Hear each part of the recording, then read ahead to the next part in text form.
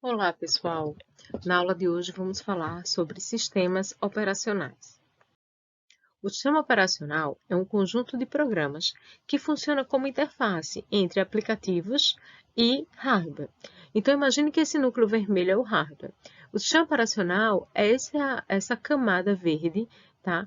Que vai prover os recursos do hardware para que os softwares aplicativos possam utilizar. Ok? E aí, assim, os usuários podem utilizar esses software aplicativos. Então, o sistema operacional ele gerencia os recursos do computador, né? Todo esse processo de hardware é gerenciado pelo sistema operacional, seja o processador, seja a memória ou dispositivos periféricos, são gerenciados pelo sistema operacional. E ele também provê e executa alguns serviços de softwares básicos, software aplicativo. Então, por exemplo, a gente tem o Windows instalado, ele tem diversos softwares aplicativos que a gente pode usar agregados nele. Então, eu gosto muito dessa arquitetura aqui, para explicar o sistema operacional. Então, a gente tem aqui os recursos, por exemplo, o processador, memórias, dispositivos de entrada, saída, impressora, etc. E aqui dentro a gente tem o sistema operacional. Então, o sistema operacional ele é formado pelo kernel, que é o sistema operacional propriamente dito. Tá? Kernel vem de núcleo. Então, o kernel é responsável por gerenciar a memória, CPU, dispositivos, enfim, toda a parte de hardware. Quem gerencia é o kernel e ele cria uma camada que pode ser usada por softwares aplicativos. Então, o sistema operacional ele faz uma interfacezinha para que os sistemas aplicativos consigam utilizar o kernel. Ninguém tem acesso ao kernel, tá? O kernel ele é isolado, ninguém tem acesso, a não ser por essa interface que o sistema operacional provê. Tá? Então, por exemplo, eu quero saber quais são os programas que estão rodando na minha CPU. Eu tenho um aplicativozinho gerado pelo sistema operacional, por exemplo, que eu posso ver o gerenciador de processos, que ele vai me dizer quais são os programas que estão rodando no momento. Aí eu tenho também o gerenciador de memória, que me diz quem é que está usando minhas memórias. Né? Eu posso analisar como estão os dispositivos de entrada e saída, então são recursos que o sistema operacional provê para a gente. E os sistemas, os software aplicativos que a gente cria, eles vão rodar em cima dos recursos que são oferecidos pelo sistema operacional. Então, como eu falei, o kernel é o núcleo do sistema, ele é o verdadeiro sistema operacional. E como é que ele é carregado? Lembram em arquitetura que eu falei que existia uma memória ROM dentro do processador? Normalmente, né, na placa-mãe a gente tem um processador e tem uma memória ROM que tem a BIOS, que é o Basic Input Output System. Então, esse software, ele tem o básico para o processador funcionar, né, para que a gente consiga ligar um computador, e aí ele é responsável por inicializar o kernel quando existe um sistema operacional instalado na máquina. Então, aí o kernel começa a gerenciar todos os recursos de hardware da máquina, ok? Então, o kernel é carregado, né, baseado no o BIOS faz o carregamento do kernel do disco rígido, ou seja, do HD, né, para a memória principal e aí o computador é inicializado, tá? Esse processo se chama processo de booting, tá? Por isso que muitas vezes a gente faz dar o boot aí, por conta desse processo de reinicializar o kernel, reinicializar o sistema operacional, ok? E os aplicativos operacionais? Quem são esses aplicativos operacionais? Então, são todos os programas que estão relacionados com a coordenação das operações que o computador e os serviços, né, que o usuário tem acesso no computador. Então, exemplo, eu tenho um gerenciador de arquivos. Eu posso acessar pelo DOS, né, no Windows, ou que é aquela telinha preta, ou posso acessar pelo Explorer. Então, são duas ferramentas, são dois aplicativos, né, que são fornecidos pelo sistema operacional. Na verdade, o sistema operacional em si oferece mais o DOS. E aí foi criado um outro aplicativo de usuário que dá uma carinha mais bonitinha, que é o Explorer. Mas a gente tem também, por exemplo, o gerenciador de tarefas, que é o Task Manager. E tem N outras, né, funções para a gente poder usar ou entender como está o uso dos recursos, dos dispositivos, do hardware. Tá? O usuário não tem acesso ao kernel, tá, pessoal? Não tem acesso ao kernel. Nunca um usuário tem acesso ao kernel, ele tem acesso aos aplicativos operacionais. E quais são as principais atividades do kernel? Basicamente, o gerenciamento para que os programas possam ser executados. E para que os programas possam ser executados, eles vão precisar compartilhar ao CPU, a unidade central de processamento, né, o processador. Eles vão precisar compartilhar memória, seja ela memória RAM ou memória secundária. E eles vão precisar compartilhar os recursos. Pode ser os recursos, a tela, pode ser teclado, pode ser impressoras, pode ser N outros dispositivos, tá? Aqui eu vou falar um pouquinho sobre recursos de impressão. Então, bom, começando com o compartilhamento da CPU, existem dois tipos de gerenciamento que o sistema operacional pode fazer. Um deles é o multiprocessamento, quando eu tenho gerenciamento de várias CPUs, tá? Então, eu vou gerenciar, um programa vai para a CPU A, outro programa vai para a CPU B, outro programa vai para a CPU C, e por aí vai. Então, hoje em dia é muito comum isso, a gente tem os nossos processadores, né, na verdade, são aí 5 e 3 e 7. O que isso quer dizer é que a gente tem vários núcleos de processamento, ou seja, a gente tem vários processadores e tem o sistema operacional ele precisa gerenciar todos esses processadores, ok? Mas mais complexo do que gerenciar vários processadores é fazer com que um processador cause a ilusão de que eu tenho vários programas rodando ao mesmo tempo, que é o que a gente tinha até pouco tempo atrás, tá? Até mais ou menos na década, em 2000 ou nessa faixa, 2000, acho que até 2005, a maioria dos nossos computadores tinha apenas uma unidade central de processamento, ou seja, tinha apenas um processador. E aí, como é que funciona, por exemplo, para a gente rodar vários programas ao mesmo tempo? Como é que isso acontecia? Então, acontecia com o uso da multiprogramação, tá? E aí, a gente tinha mais de um programa rodando simultaneamente na mesma CPU. E para isso, ocorria dois tipos digamos assim, de troca de programas. Um é a forma concorrente, que era baseada em eventos, e outro era a forma de tempo compartilhado. Hoje em dia, os sistemas operacionais fazem um mix das duas formas. A primeira forma, que é a multiprogramação concorrente, na verdade, a gente tem uma fila de programinhas que querem usar o processador, digamos assim, e aí, enquanto esse aqui está rodando, os outros estão esperando. E aí ocorre um dado evento, que a gente chama de interrupção. Esse evento suspende esse processo vai para o final da fila, tá? Esse programa que estava rodando, ele vai para o final da fila e o azulzinho próximo da fila ganha a sua vez e começa a executar, ok? Então, quando ocorre uma interrupção, que pode ser provocada por uma ação do usuário ou por uma ação do próprio sistema operacional, ocorre a troca de processos, ocorre a troca de aplicativos que estão rodando. Um exemplo, eu estou escrevendo um documento no Word, e aí clico no meu browser, no meu Chrome, por exemplo. Então, o usuário, ele fez uma interrupção e deu a prioridade para o Chrome. Então, o Word vai vir para o final da fila, né? E o próximo que vai ser selecionado, nesse caso, ele ganhou prioridade, vai ser o que o usuário selecionou, certo? Vai ser o Chrome que foi selecionado. Inclusive, também existe essa ideia de prioridades, tá? O usuário, o sistema operacional, podem dar prioridades a alguns eventos. E aí isso pode fazer com que um ou outro nunca rodem. E é exatamente por isso existe a ideia do tempo compartilhado. Qual é a ideia do tempo compartilhado? Basicamente, cada processo, a gente chama de processo um programa que está rodando, tá? Então, cada programa que está rodando, ele recebe uma fatia de tempo. São algumas frações de segundo que ele vai ficar no processador. Quando termina essa fração de segundo, o próximo da fila entra, tá? Então, a CPU trabalha somente nas tarefas desse processo específico, ou seja, desse programa específico, durante uma fatia de tempo X.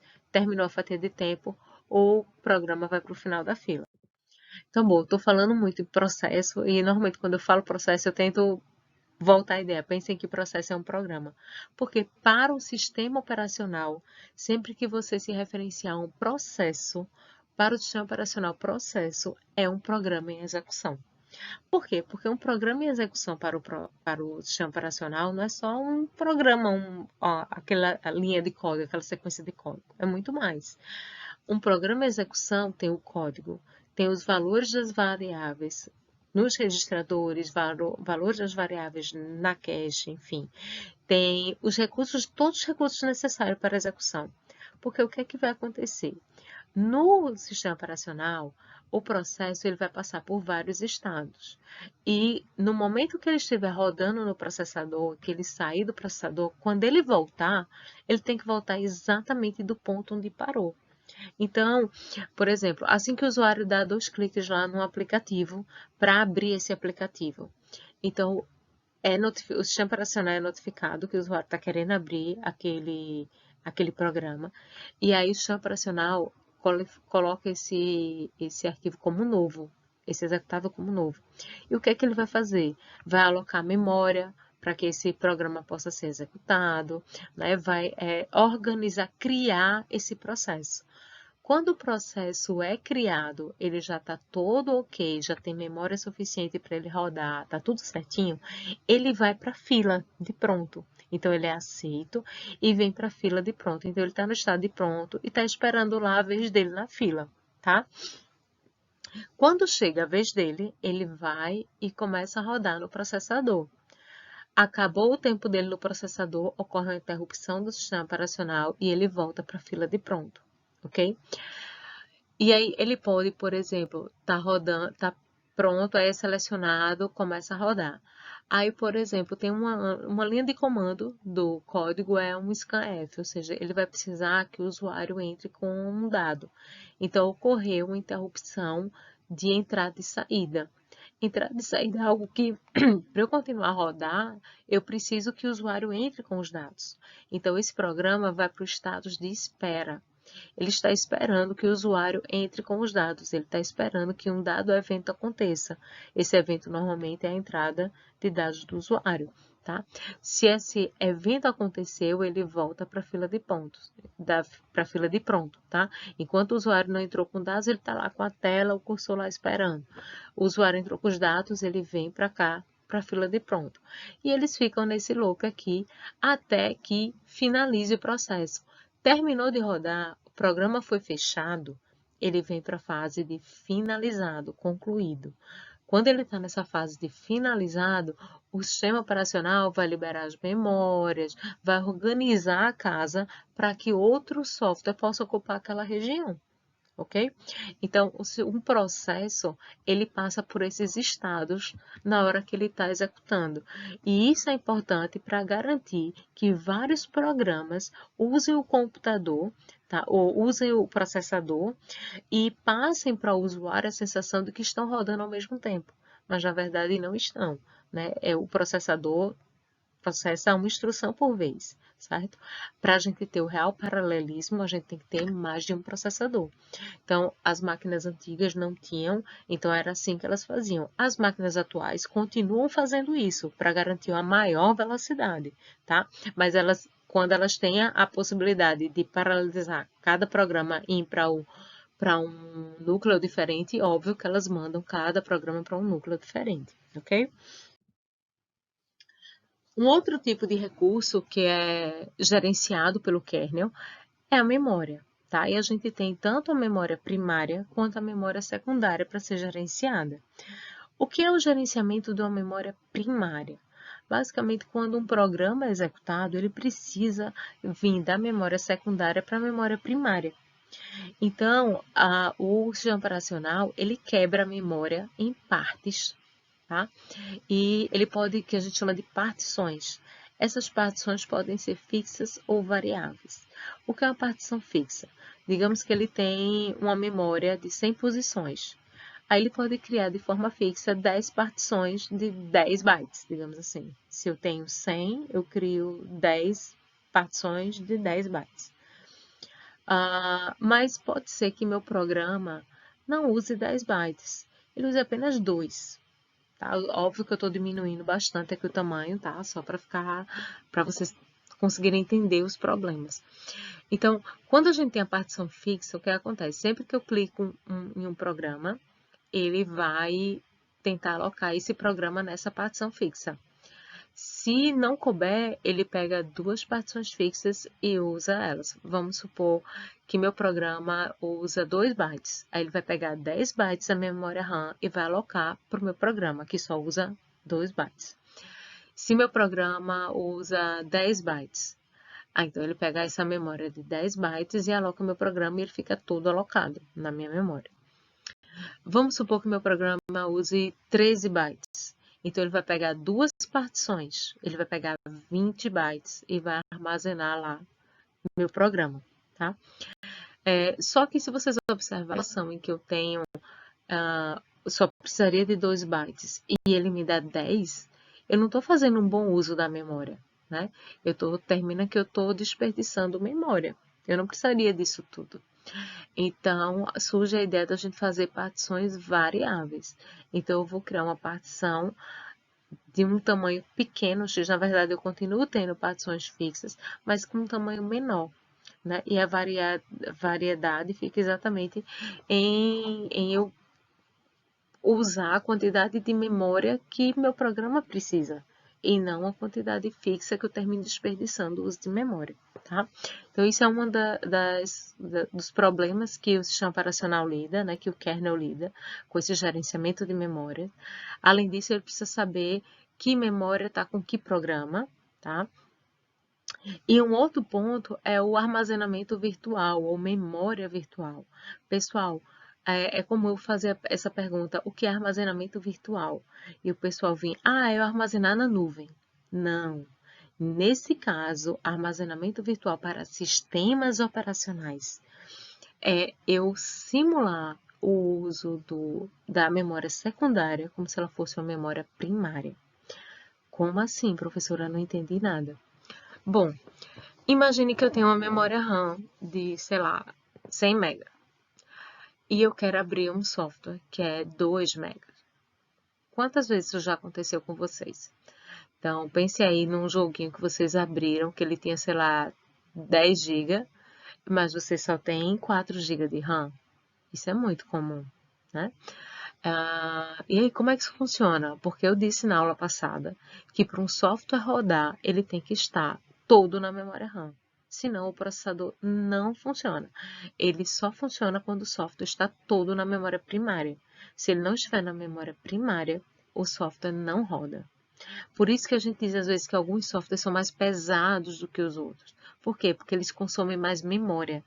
Então, aí a gente não consegue o paralelismo de rodar vários programas ao mesmo tempo, porque um programa só ocupa praticamente a memória inteira. E aí, como é que o sistema operacional faz? Então, para ele não usar toda a memória em um programa apenas, ele enrola o processador, literalmente. Ele faz o seguinte, ele pega uma região do HD e diz para o processador que aquilo é memória RAM. E aí ele faz o seguinte, imagina um jogo. Você não joga o jogo inteiro. Você está jogando apenas uma fase. Então, aquela fase que você está jogando, ele bota na memória RAM. O restante, ele bota no armazenamento virtual, que é o quê? É uma parte do HD que ele separou e ele está dizendo para o processador que aquela parte do HD é, na verdade, a memória RAM. Então, é uma espécie de enrolada que ocorre, certo? Se o processador, por exemplo, você está jogando, você passou de fase, então, normalmente, os sistemas que são preparados para isso, eles já dão um tempinho mais de renderização, botam uma tela, uma animaçãozinha de espera. Por quê? Porque o processador, o sistema operacional, ele vai ter que enrolar o processador. Aí o processador vai dizer, RAM, me dê o próximo estágio. Aí não está na RAM. Então, ele vai ter que pegar do HD o próximo estágio, botar na RAM, pegar o estágio atual, os status do estado atual, salvar e voltar para o HD, tá? Então, ele vai fazer essa troca. Isso de simular memória RAM na memória secundária se chama um armazenamento virtual. É como se eu estivesse expandindo a minha memória RAM. Ok? Então, muita atenção a isso. É muito comum, pessoal. Pergunta em prova, o que é armazenamento virtual? O pessoal, é usar a computação na nuvem. Eu tenho um diretório na nuvem. É usar o meu drive do Google. Então, isso aí é armazenamento virtual para a web, tá? Quando estou falando de memória, de sistema operacional, armazenamento virtual, é você simular uma memória RAM dentro de uma memória secundária, ok? Bom, o kernel também vai ser responsável por liberar as memórias quando um processo for encerrado, ou seja, o programa terminou, eu vou precisar liberar as memórias para outro programa poder usar essa região de memória. E ele também é responsável por carregar os dados que estão no disco, ou seja, estão no HD, para a memória RAM e vice-versa, né? O processo que a gente chama de swap. Armazenamento virtual, tá um slide só para falar mais disso, mas eu acho que eu já falei tudo. Então, os programas estão atualmente em execução, mas estão armazenados em disco, tá? Então, parte do programa é levado para a memória, aqui eu quero dizer memória RAM, conforme a necessidade. E aí, isso minimiza a quantidade de memória necessária para a execução de um software. Então, um exemplo, não sei se vocês viram lá o videozinho que eu falei sobre a saga do processador, mas ele fazia, eita, vai abrir o CorelDRAW, eita, vai abrir o CorelDRAW. Aí as memórias ficavam já desesperadas. Por quê? Porque o CorelDRAW era um aplicativo pesado. Ele não conseguia fazer um armazenamento virtual muito eficiente. Então, ele terminava usando muita memória. Quando ele usava muita memória, os outros sistemas não conseguiam rodar. Né? Então, não de forma eficiente, não de forma rápida. Então, era um programa que a gente dizia que era um programa pesado. Tá? Hoje em dia, com a evolução, né, os programas estão ficando cada vez mais leves. De vez em quando a gente encontra um programinha pesado. Mas é essa a ideia por trás dos programas pesados, tá? Porque eles não conseguem. Eles exigem muito da memória RAM que a gente tem. E por isso que às vezes quanto mais memória RAM a gente tem, mais rápido o nosso programa fica, nosso computador fica. Um outro tipo de compartilhamento é o compartilhamento de recursos de armazenamento, é aqui eu estou falando memória secundária, tá? Então, é importante saber a localização dos arquivos, é importante saber quando um arquivo está sendo editado para evitar que eles sejam corrompidos. Então, ele fornece esse tipo de serviço para que os programas utilizem para evitar problemas. Eu não sei se vocês já passaram por isso, de, por exemplo, estar com um programa aberto, sei lá, estou editando um documento no Word. E aí, sem querer, eu abri esse mesmo documento de novo. E aí, por algum motivo, o Word diz, não, você não pode salvar esse arquivo, porque já tem um outro dele aberto. Isso é feito pelo sistema operacional. O sistema operacional, ele faz esse tipo de gerenciamento. Na verdade, ele provê as ferramentas para que o aplicativo que esteja instalado no sistema operacional utilize essas ferramentas de saber que eu tenho dois arquivos iguais abertos, que se eu alterar um, eu estou mexendo no outro, né? Para eu não perder dados, para eu não perder informações. Tá? Então, ele controla a localização dos arquivos, ele responde a comandos para manipulação de arquivos e ele controla pedidos de entrada e saída de arquivos, tá? Então, ele vai processar os pedidos sempre na ordem de que é recebida essas solicitações. Um outro tipo de compartilhamento é o compartilhamento, por exemplo, de dispositivos, tá? Qualquer dispositivo que a gente plugue no nosso computador, o sistema operacional vai gerenciar de alguma forma. E aí a gente tem, por exemplo, recursos de impressão, né? Então a gente tem um software específico para ajudar a gente a trabalhar com os recursos de impressão. Dos programas, né, mais comuns, que é o Spooling, né? Basicamente a ideia de que quando você está num documento Word, por exemplo, alterando o texto, você manda imprimir, todo comando que a gente faz, normalmente a gente espera que esse comando seja finalizado para continuar o próximo. Né? Pense quando vocês estão programando um código em C. Então, a gente só executa a linha 3 depois de executar a linha 2. Né? Existe uma sequência. Só que imagine isso para impressão. Se eu dou um comando de imprimir, imagine que meu Word ficasse travado até terminar a impressão. A impressão é algo que é lenta. Então, se o Word ficasse travado e eu não pudesse fazer nada, eu ia ficar com minha tela lá parada até que a impressão terminasse. Se houvesse vários programas, eu tivesse mandado imprimir, meu irmão também tivesse mandado imprimir, minha mãe também tivesse mandado imprimir, a gente tivesse com uma fila de impressão.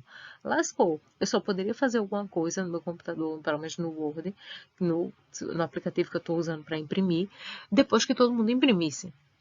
Então, para evitar esse tipo de problema, qual é a ideia do spooling? É que o spooling é uma espécie de arquivo que ele vai gravar tudo que tem que ser impresso, ele vai salvar no arquivo temporário lá e vai criar uma listinha dos arquivos que estão submetidos à impressão. Quando ele faz essa gravação, salvar na memória é mais rápido do que mandar a impressora imprimir. Então, eu salvo na memória e libero o Word para você fazer o que você quiser, tá?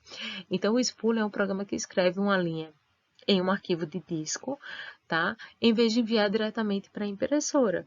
Então, ele copia no disco e vai enviando à impressora aos poucos. Então, esse arquivo ele é monitorado pela impressora. Sempre que a impressora está disponível, ela fica checando como é que está esse arquivo. Se tiver um arquivo lá para ser impresso, a impressora pega esse arquivo e imprime. E depois atualiza o status. Tá? Então, esse serviço, muitas vezes os dispositivos, os drives de impressora utilizam esse serviço do sistema operacional para fazer aquele aplicativozinho que você pode ir lá, ver quais são os arquivos que estão imprimindo, pausar, cancelar, né? Essas ações que podem ser feitas. Então, tudo isso pode ser feito baseado nesse serviço que o kernel oferece, ok? Então, isso permite que um programa ele possa concluir a execução dele muito mais rapidamente. Tá? Porque ele não precisa esperar que a impressora termine de imprimir. E existem N outros programas utilitários, tá? Que executam tarefas secundárias. Por exemplo, o gerenciador de arquivos, gerenciador de tarefa, desfragmentador, né, para ajustar as memórias, sistemas de backup e de restauração, os drivers dos diversos dispositivos que a gente inclui. Dispositivo, pense qualquer hardware que você pluga no seu computador, tá? Seja um pendrive, seja um mouse, seja qualquer dispositivo, seja uma impressora que você conecte, seja via rede ou via cabo, enfim. Existem N programas, né, utilitários, por exemplo, um compactador, um zip da vida, né, um editor de texto, uma calculadora, etc. Era isso que eu gostaria de apresentar para vocês sobre sistemas operacionais, é apenas uma introdução, assim como foi para a arquitetura. E aí está o livro, que vocês não vão precisar estudar isso tudo, vocês vão estudar isso no livro inteiro, na disciplina, né, de sistemas operacionais, a mesma coisa com o de arquitetura, mas apenas para uma referência, ok? Até a próxima aula.